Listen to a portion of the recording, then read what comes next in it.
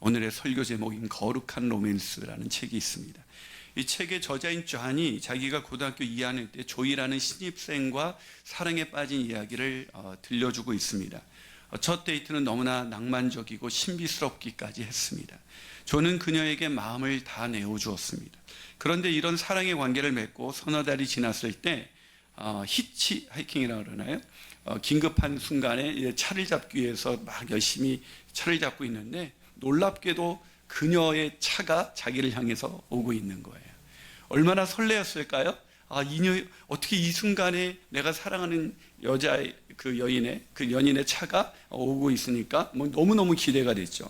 그런데 그 조이라는 여학생이 쏜살같이 오더니 다른 남자를 태우고 총알같이 사라지고 말았습니다. 심지어 손을 흔들면서까지 말이죠.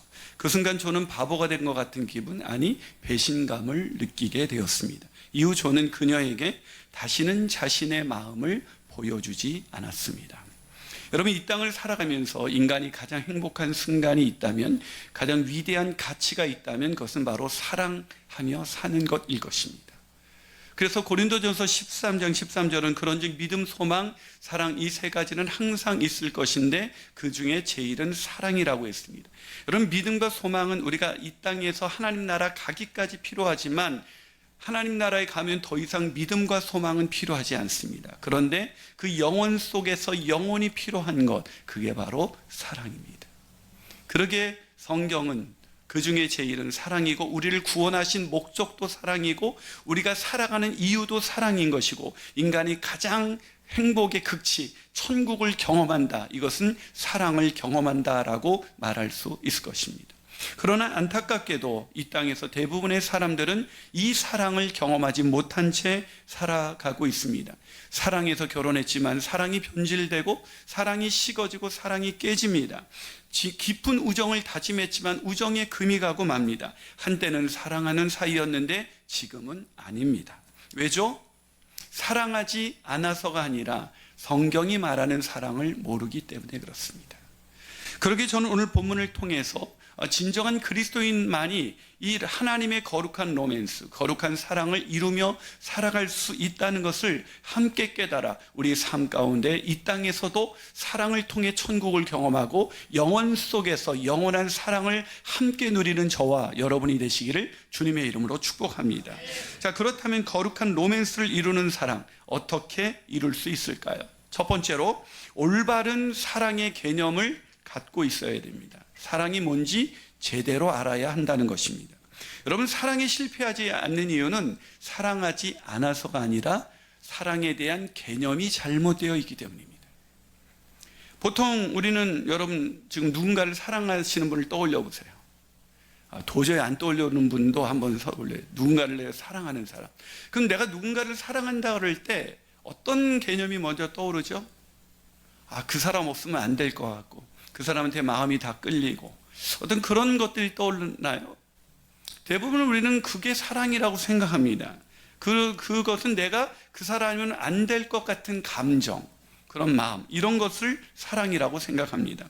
하지만 그래서 이렇게 이 남녀도 이제 때가 되면 그런 남녀를 찾아요. 그런 상대, 내 감정이 끌리는 사람, 그 사람 아니면 안 될 것 같은 사람.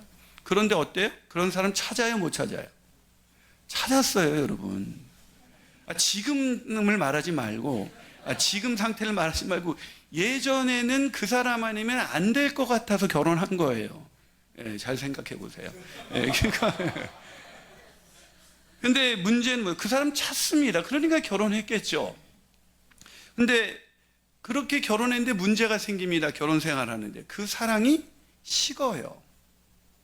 그 감정이 식어요. 그래서 이렇게 내가 사랑하지 않은데 이런 결혼 생활을 계속 이어가야 되나? 라는 생각을 하기도 하고 무늬만 부부인 그런 모습으로 살아가기도 합니다. 그런데 여러분, 뭐가 문제인 거죠? 여기서 이 부부의 이 사랑하는 사람들에게 문제는 뭘까요? 사랑에 대한 잘못된 개념을 갖고 있다는 겁니다. 사랑이 감정이라고 생각하는 거죠. 사랑이 감정이라면 사랑은 영원하지 않습니다. 여러분, 우리는 사랑이 감정이라고 속고 삽니다. 그래서 감정이 바뀌면, 감정이 식으면 사랑이 식은 건가? 라고 생각합니다. 사랑은 항상 설레고 항상 편안하고 항상 떨리고 항상 좋아야 된다. 미친 거예요. 빨리 병원 가야 돼요. 만약에 그것이 사랑이라면 우리는 결혼식에서 사랑의 서약을 할 때 이렇게 서약을 해야 됩니다. 나는 어떤 상황에서도 당신을 향한 좋아하는 감정만은 포기하지 않겠습니다. 우리는 그렇게 서약 안 했습니다. 우리는 어떻게 서약했죠? 기쁠 때나 슬플 때나 가난할 때나 부유할 때나 어떤 상황에서도 당신을 향한 배우자로서의 책임을 다할 것을 굳게 약속합니다. 성경은 사랑의 약속대로 예수가 오시고 그분이 우리를 위해서 십자가에 죽으시고 다시 오신다는 그 약속입니다. 하나님은 그 약속을 반드시 이룹니다. 왜? 하나님은 우리를 사랑하시기 때문에 그렇습니다. 사랑은 약속입니다.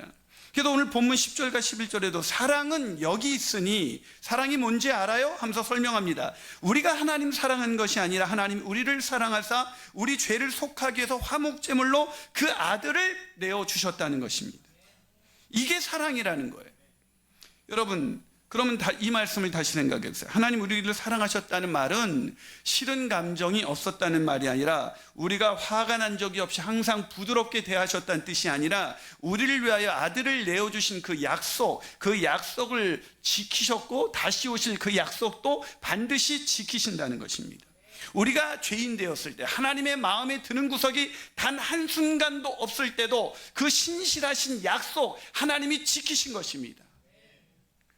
그래서 우리는 그런 사랑을 해야 사랑이 이루어지는데, 서약할 때는 뭐 어떤 상황에서도 배우자로서의 책임을 다할 거라고 막 약속해놓고 살아보니까 너무 힘들어. 힘들어도 장난이 아니야. 어떻게 이런 인간이었지? 그래서 사랑이 식었다고 생각해요. 안 좋은 행동하면 감정은 식죠. 사랑이 감정이라면 당연히 식죠. 근데 사랑이 감정이라면 식지만 사랑은 약속이에요. 약속이 식어요? 약속이 뜨거우면 좋은 거예요? 약속은 지키는 게 중요한 거예요. 사랑은 지키는 게 중요한 것이지 내 감정이 얼마나 뜨거우냐 아니냐가 중요한 게 아니에요. 그래서 교회 나와서 하나님 찬양할 때 뜨겁게 찬양한다고 해서 그 사람이 하나님 사랑하는 거 아닙니다. 여러분, 우리는 그럼에도 불구하고 사랑이 감정이라는 것을 워낙 오랫동안 이 신화와 같은 말도 안 되는 얘기를 제가 부부 주일 때마다 계속 얘기했어도 여전히 사랑은 감정이라고 생각하는 거예요. 그래서 사랑을 깹니다. 왜 깨요? 너무 힘드니까. 사랑은 언제 깨지느냐? 약속을 깰 때 깨지는 겁니다. 사랑은 언제 끝나느냐? 내 감정이 식을 때 끝나는 게 아니라 약속을 깰 때 끝나는 거예요, 사랑은. 그래서 약속을 깨면서 말합니다. 이건 사랑이 아니야. 저 사람이 날 안 사랑해. 자기가 사랑을 깨면서. 여러분, 왜 우리가 사랑에 실패하는 것입니까? 사랑하지 않아서가 아니라 사랑에 대한 개념이 잘못되어 있기 때문에 그렇습니다. 그래서 사랑하면 편안하고 좋은 감정만 있어야 되는데 저 사람하고 있는데 내가 되게 불편해. 그래서 제가 요즘 돌싱글스나 이렇게 나는 서로 이런 거에서 이렇게 다시 재혼하는 사람들을 보면 안타까워요. 이제는 실패하지 않으려고 자기의 조건에 더 맞는 사람을 구합니다. 예전에는 안 맞는 사람 구해서 실패한 거예요. 예전에도 이 사람하고 결혼하면 자기에게 잘 맞춰주고 좋을 것 같아서 결혼한 거죠. 근데 살아보니까 아니죠. 왜? 그런 사람 없어요. 그때 요 실패를 피하면 다른 거 더한 놈이 있습니다. 예. 사랑은 조건이 아니에요. 감정도 아니에요. 나에게 맞는 사람을 찾는 게 아니에요. 그게 짝이 아니에요. 그래서 다시 말해서 하나님께 속하지 않은 자, 마귀에게 속한 자, 악에 속한 자는 사랑할 수 없습니다. 요한일서 3장 11절과 14절, 우리는 서로 사랑할지니 이는 너희가 처음부터 들은 소식이다. 가인과 같이 하지 말라. 그는 악한 자에게 속했다. 그래서 아우를 죽였습니다. 그러면서 마지막에 14절에서 우리는 형제를 사랑함으로 사망에서 생명으로 옮겨간 것을 알거니와 사랑하지 아니하는 자는 어디에 머물러 있다고요? 아직 구원받지 않았다. 천국이 없다. 그는 믿지 않는 자다. 우리의 믿음은 사랑으로 증명되는 겁니다. 근데 가인이 누굴 죽였어요? 별로 안 놀라시네요. 형제를 죽였어요. 인간은 혈육이라고 해서 사랑하지 않습니다. 혈육 간에 사랑하고 산다고요? 유산 때문에 형제 간에 남만도 못한 인간들 안 보셨어요? 혈육이라고 사랑하는 게 아니에요. 그거 아세요? 인간은 자식도 사랑할 수 없습니다. 하나님께 속해 있지 않다면. 하나님께 속해 있지 않은 사람, 여러분 최근 아들을 버린 친모가 54년 만에 나타나서 아들의 사망보험금을 다 내겠다고, 다 갚겠다는 뉴스를 우리는 접했습니다. 우린 그래, 와, 인간이 어떻게 인간의 탈을 쓰고 그럴 수 있는가? 그럴 수 있습니다. 여러분, 질문을 바꿔보죠. 여러분은 자식을 사랑하세요? 그럼 사랑한다 할 때 여러분의 그 사랑은 뭐예요? 내가 자식을 위해서 뭐든지 할 수 있어. 여러분 아까 찬양 기억나세요? 자신을 다 내어줄지라도 사랑이 없으면 소용없다. 다 내어주는 것이 사랑이 아니라는 겁니다. 산을 옮기는 믿음이 있어도 사랑 없으면 소용이 없다. 그럼 자식을 사랑한다는 게 뭐예요? 내가 걔를 끔찍히 아끼고 걔 없으면 안 될 것 같고 걔를 위해서 뭐든지 해주기 때문에 사랑이에요? 하나님은 우리를 위해서 뭐든지 해주지 않습니다. 우리가 원하는 기도응답 다 들어주지 않습니다. 하나님은. 여러분 자식이 필요 없는 거, 악한 걸 구할 때 주는 부모가 있어요? 사랑은 진리와 함께 기뻐합니다. 진리가 없는 사랑은 사랑이 아니란 얘기입니다. 부모가 진리 안에 거하고 있지 않으면 자기는 사랑한다고 하는데 아이들은 힘들어합니다. 그 진리로 인해서 아이가 자유로워야 되는데 오히려 얽매입니다. 힘들어합니다. 다시 질문해 보죠. 여러분 자녀를 사랑하십니까? 무슨 말을 하고 싶은 걸까요, 제가? 하나님께 속해 있지 않으면 교회 다녀도 자식마저도 사랑할 수 없다. 그래서 오늘 본문 7절과 8절은 다시 이렇게 말합니다. 한번 읽어볼까요? 시작. 사랑하는 자들아 우리가 서로 사랑하자. 사랑은 하나님께 속한 것이니 사랑하는 자마다 하나님으로부터 나서 하나님을 알고 사랑하지 아니하는 자는 하나님을 알지 못하나니 이는 하나님은 사랑이다. 사랑은 하나님이 사랑이고 사랑은 하나님께 속해 있기 때문에 하나님을 알지 못하는 자는 사랑할 수 없는 것입니다. 거꾸로 우리가 사랑을 한다는 것은 제대로 된 성경이 가르쳐주는 사랑, 자신을 내어줄 때 진리와 함께 기뻐하는 그 사랑으로 사랑하려면 우리가 하나님을 알고 하나님께 속해 있어야만 배우자와의 연합이든 자식을 사랑하는 것든 형제간의 사랑이든 이것이 가능할 수가 있다는 것입니다. 요한일서 4장 20절 누구든지 하나님을 사랑하노라 하고 그 형제를 미워하면 이는 거짓말하는 자라고 얘기합니다. 사랑은, 우리의 신앙은 항상 사랑을 통해서 검증되는 거예요. 내가 교회를 얼마나 열심히 다니는가, 얼마나 열심히 헌금을 하는가, 얼마나 교회를 많이 졌는가 중요하지 않아요. 하나님 우리에게 그거 하라고 교회로 모이게 한 게 아니에요. 그럼 죄송하지만 우리 교회 그냥 구경꾼으로 다니시려면 다른 교회 가세요. 제발. 주차도 불편하고 협박하는 게 아닙니다. 우리는 사랑의 공동체를 이루기 위해서 여기 모여 있습니다. 아멘이십니까? 귀신같이 왔다 하면 귀신같이 사라지고 막. 여러분 저는 메가처치에 있으면서 제일 갈급했던 게 성도와 사랑의 교제를 나눌 수 없다는 거예요. 그냥 유명 인사였어요. 여러분 우리 인생 가운데 가장 중요한 건 우리가 여기 모여 있는 이유, 살아가는 이유 다 다른 거 아닙니다. 사랑하고 사랑받기 위해서. 그거 없으면 아무 소용없는 것입니다. 그러려면 어떻게 된다고요? 하나님께 속해 있어야 됩니다. 하나님이 어떻게 하셨어요? 자기의 오늘 본문 9절 하나님의 사랑이 우리에게 나타났어요. 어떻게? 독생자를 주신 거예요. 그래서 우리를 살리는 거예요. 사랑은 자기를 죽이고 상대를 살려요. 그게 사랑이에요. 내가 좀 제발 살자. 넌 좀 죽어. 너 왜 내 뜻대로 안 해? 너는 죽고 내가 사는 것. 그게 악이에요. 내가 죽고 네가 사는 것. 그게 사랑입니다. 하나님 그거를 누가 할 수 있어요? 하나님을 아는 자, 하나님께 속한 자, 하나님과 교제하는 자, 하나님의 깊은 사랑을 경험한 자만이 그 사랑할 수 있습니다. 그 사랑을 하시는 저 여러분이 되시기를 주님의 이름으로 축복합니다. 마지막으로 거룩한 로맨스 어떻게 이룰 수 있을까요? 하나님의 사랑으로 서로 사랑해야 됩니다. 뭐라고요? 서로 사랑해야 돼요. 자, 오늘 본문 7절과 8절 서로 사랑하자. 사랑하는 자들아 우리가 서로 여기서 중요한 단어는 뭐예요? 서로라는 단어입니다. 이제 여러분, 하나님과 거룩한 로맨스를 이루기 위해서 여러분 하나님과 사랑에 빠지셨어요?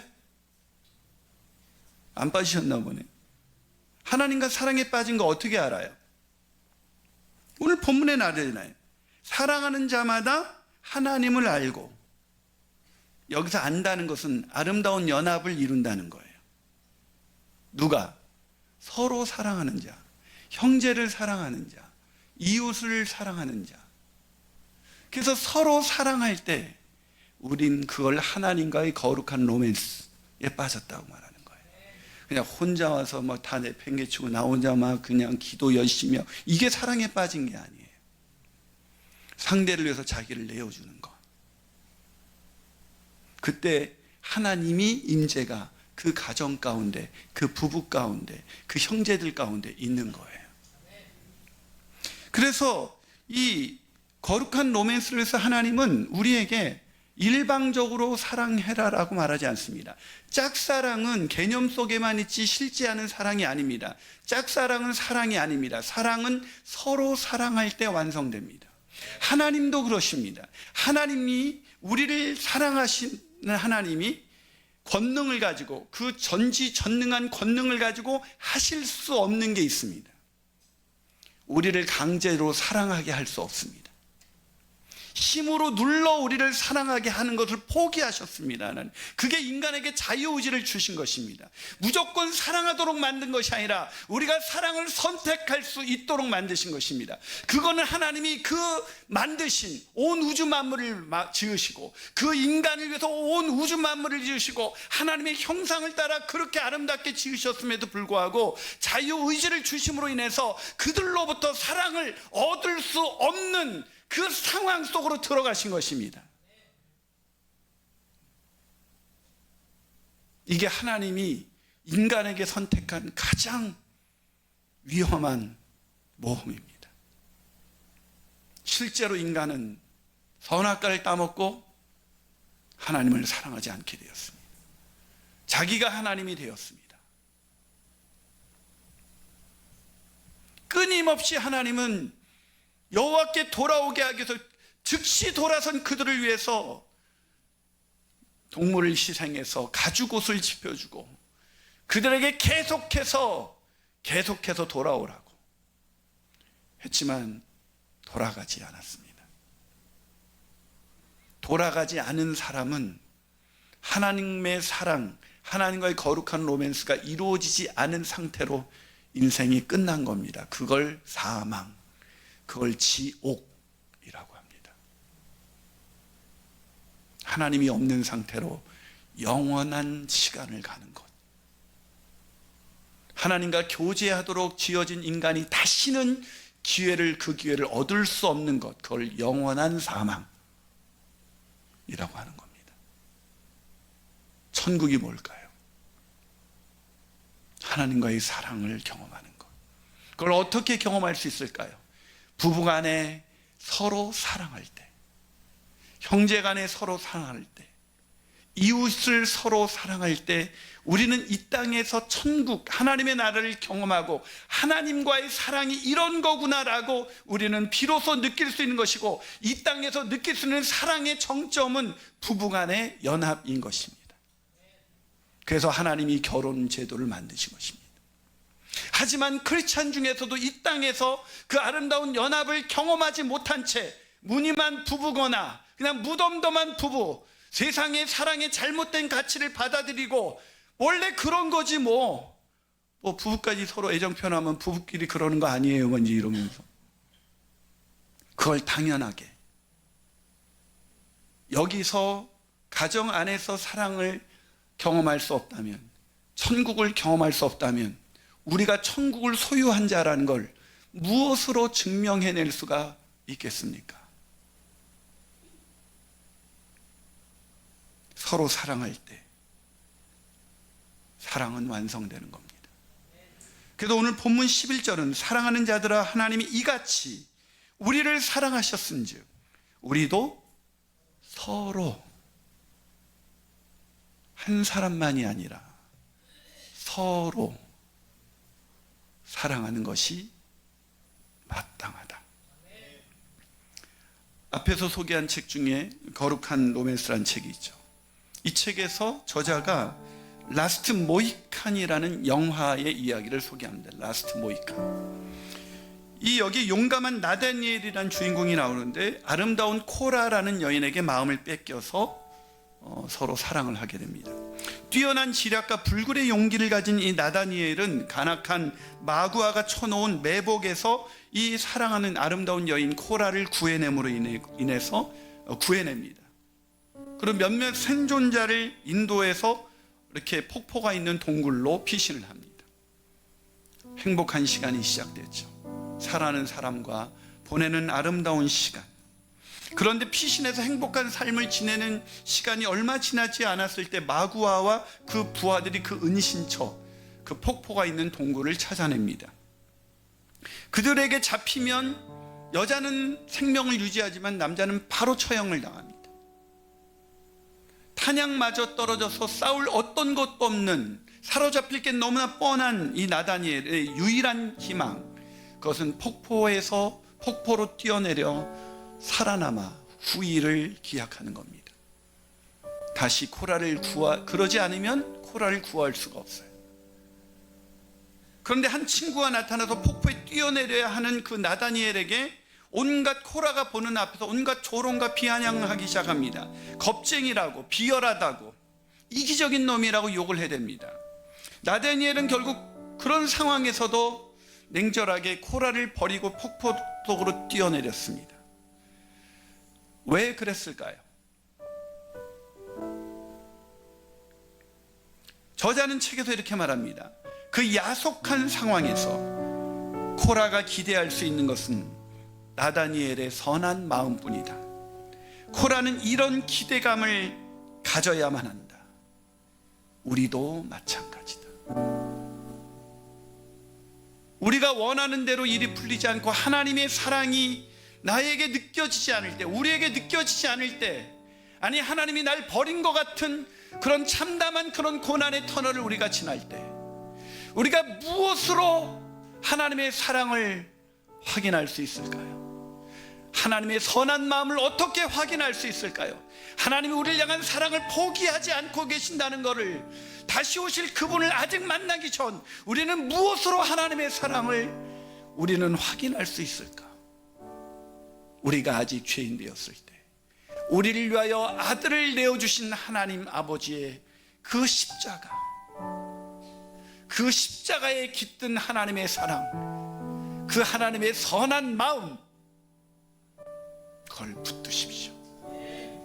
그럴 때 우리는 하나님과의 거룩한 로맨스로 다시 들어가, 우리 삶 속에서 어떤 고난과 역경 속에서도 상대가 나에게 해줄 그 어떤 것을 기대하는 인생이 아니라 그 상대를 위해서 하나님의 속한 자로서, 하나님의 사랑을 경험한 자로서 그 상대에게 우리도 주님께서 우리를 사랑한 것 같이 서로 사랑할 줄 아는 그런 놀라운 축복, 상상할 수 없는 천국, 그 하나님의 나라가 우리 삶 가운데 이루어지는 것입니다. 그런 사랑하시기를 주님의 이름으로 축복합니다. 기도하시겠습니다. 사랑하는 여러분, 아까 그 거룩한 로맨스라는 책의 한국어판 부제에는 사랑을 회복하기 위한 하나님의 끝없는 프로포즈라는 부제가 담겨져 있습니다. 끝없이 돌아섰지만, 내 백성이 나를 향해 돌아섰지만 내가 너를 포기할 수 없는 끝없는 프로포즈. 우리가 마침내 우리도 하나님의 사랑에 응답할 때까지 우리를 포기하지 않는 하나님, 그 사랑으로 오늘 저와 여러분이 여기 있습니다. 그 사랑을 더 알아가십시오. 그 사랑을 더 배우십시오. 거룩한 로맨스가 우리의 가정에서부터 이루어지기 시작할 것입니다. 우리 내가 천사의 말을 한다 할지라도 이 찬양으로 다시 한번 사랑이 없었던 나에게 찾아오셔서 사랑을 부어주신 그 하나님의 사랑을 노래하며 그 사랑을 실천하며 살기를 소원합니다.